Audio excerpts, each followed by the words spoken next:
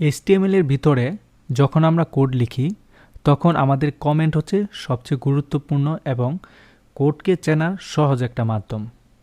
তুমি কিছুই বোঝো নাই, বোঝার কোনো দরকার নাই, আমি এক্সপ্লেন করতেছি।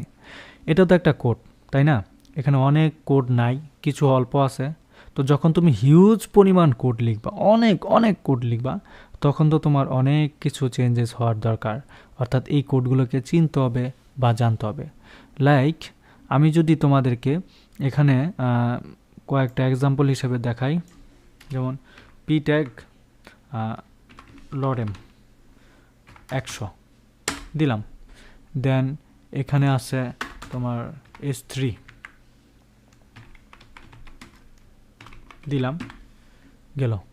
দেন নিচে আছে তোমার মাসুদ says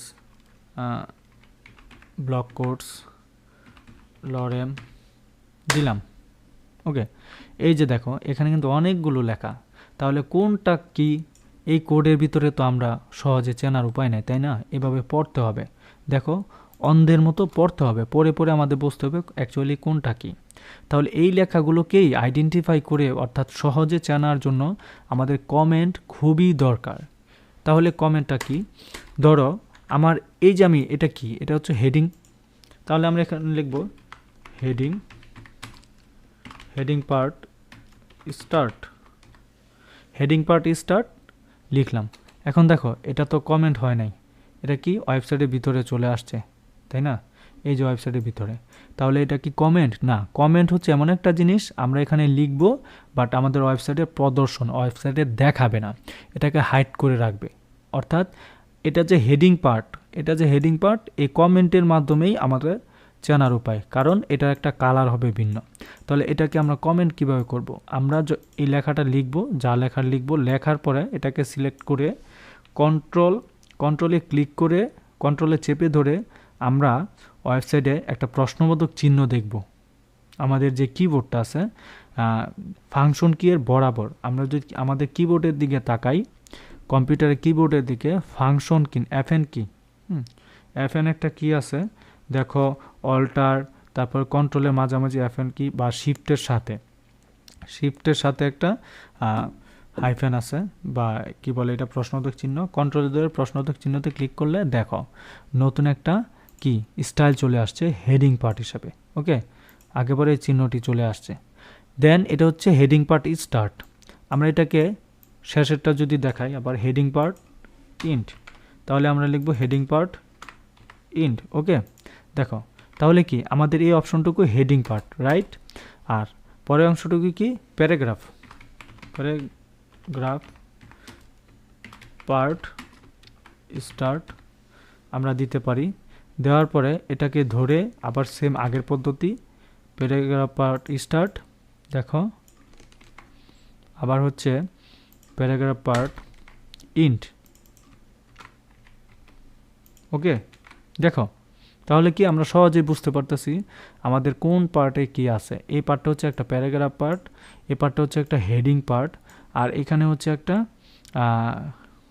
ব্লকস, মানে এটা হচ্ছে একটা কোটেশন। ওকে, এখানে একটা কোটেশন দেওয়া আছে, এই পার্টটাতে একটা কোটেশন দেওয়া আছে। তাহলে এই পার্টটাতে আমরা যদি লিখি